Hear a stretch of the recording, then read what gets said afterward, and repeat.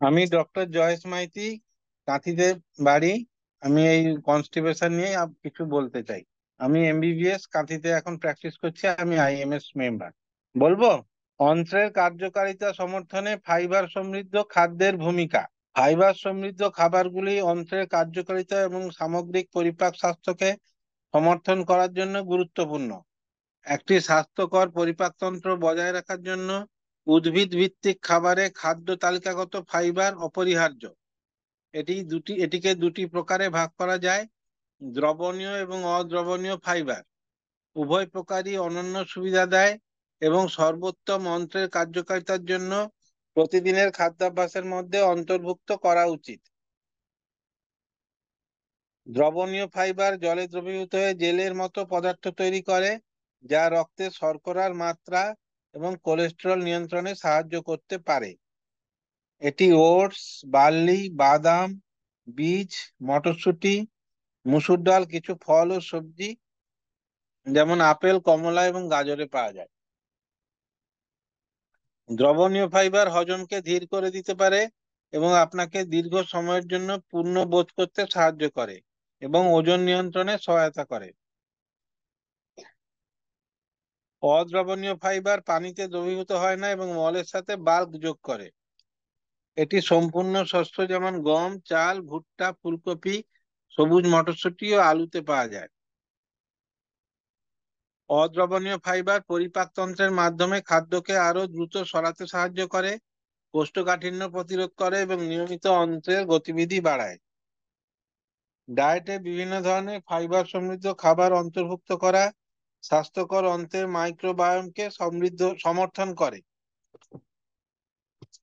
অন্ত্রের মাইক্রোবায়োম হলো অণুজীবের একটি জটিল সম্প্রদায়, যা হজম, রোগ প্রতিরোধ ক্ষমতা এবং মানসিক স্বাস্থ্যের ক্ষেত্রে গুরুত্বপূর্ণ ভূমিকা পালন করে। ফাইবার সমৃদ্ধ একটি খাদ্য উপকারী অন্ত্রের ব্যাকটেরিয়া বৃদ্ধির জন্য প্রয়োজনীয় পুষ্টি সরবরাহ করে, যা একটি শক্তিশালী ইমিউন সিস্টেম এবং সার্বিক সুস্থতার দিকে পরিচালিত করতে পারে। পরিপাকগুলির তুলনায় ফাইবারের প্রাকৃতিক উৎসগুলি চয়ন করুন।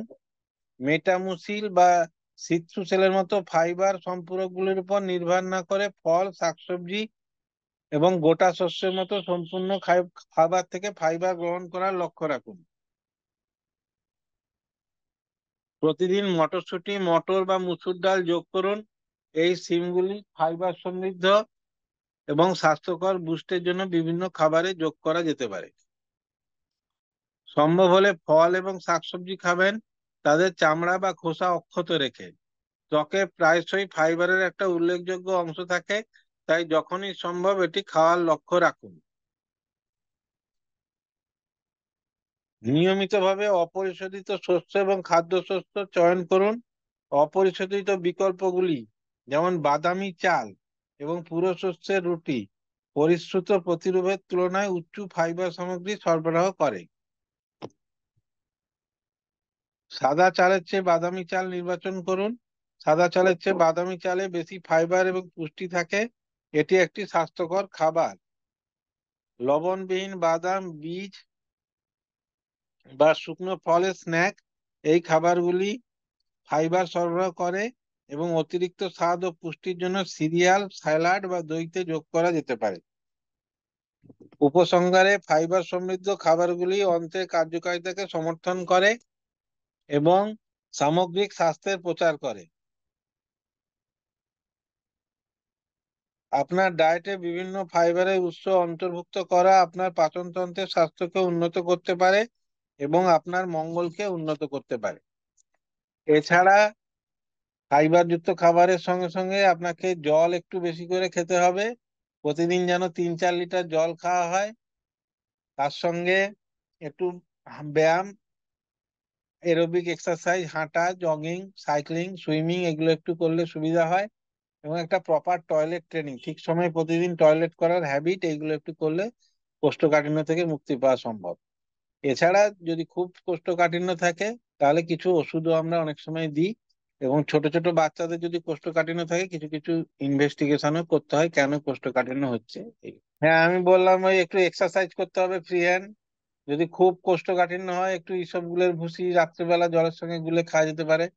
বা কিছু কিছু ক্ষেত্রে বাচ্চা, ছোট ছোট বাচ্চাদের বা বয়স্কদের আমরা ল্যাকটুলোজ জাতীয় ওষুধও অনেক সময় দিই। আর একটু জল বেশি করে খেতে হবে। আর এই হ্যাবিটটা ঠিকঠাক করতে হবে, পায়খানার হ্যাবিটটা যেন ঠিক সময় পায়খানায় রোজ যায় বসে। আর ছোট ছোট বাচ্চাদের, খুব ছোট বাচ্চাদের যদি কনস্টিপেশন হয়, সেটা তা সে মানে সেটা কনস্টিপেশন অনেক সময় নয়। অনেক বাচ্চা হয়তো সপ্তাহে 3 বার টয়লেটে যাচ্ছে, সেটা দুধ দুধ খায় যেসব বাচ্চা, সেটা তাদের ক্ষেত্রে নর্মাল, সেটাকে কনস্টিপেশন ধরা যাবে না এগুলো। আর কিছু কিছু বাচ্চা হয়তো দিনে 3বারও পটি করতে পারে, সেটাও ডায়রিয়া হিসাবে ধরা যাবে না ছোট ছোট বাচ্চা। খুব ছোট বাচ্চাদের অনেক সময় হার্ট স্প্রাং ডিজিজ হয়, ওইগুলো হলে ওই রেকটাল বায়োপসি করে ডায়াগনোসিস করে তার ট্রিটমেন্ট করতে হবে। বড়দের ক্ষেত্রে না, খুব বয়স্কদের অনেক সময় কনস্টিপেশন বেশি হয়, তাদেরকে ফাইবার আরো বেশি করে খেতে হবে, তারা বসে থাকে চুপ করে, সেই জন্য তাদের কনস্টিপেশন বেশি হয়, তাদেরও ফাইবার যুক্ত খাবার এইসব গুল এগুলো খেতে হবে। আর যদি খুব ছোট ছোট বাচ্চাদের কনস্টিপেশন হয়, জন্ম থেকেই কনস্টিপেশন আছে, সেক্ষেত্রে তাদের কিছু ইনভেস্টিগেশন, যেমন রেকটাল বায়োপসি করতে হবে, বেরিয়াম মিনেমা ফলো থ্রু এক্সামিনেশন করতে হবে। যে যদি হার্ট স্প্রাং ডিজিজ থাকে তাহলে তাদের অপারেট করলে তাদের পায়খানা ঠিকঠাক হবে। এখন বয়স্কদের জন্য নতুন নতুন ওষুধ ক্যালোপ্রাইড এগুলো বেরিয়েছে, এগুলো ট্রাই করা যেতে পারে।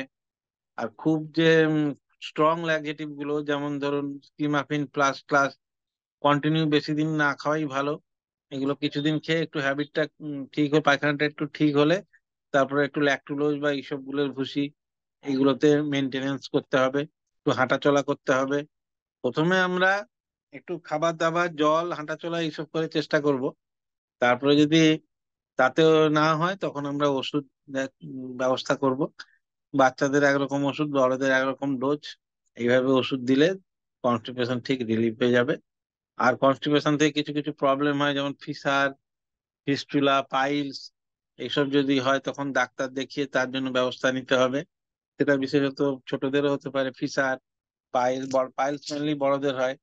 ফিসার হলে একটু স্ট্রং ল্যাক্সেটিভ খেতে হবে, তার সঙ্গে একটু মলম লাগাতে হবে পায়দারে, একটু সিজ বাত নিতে হবে, অ্যান্টিবায়োটিকও একটু লাগতে পারে।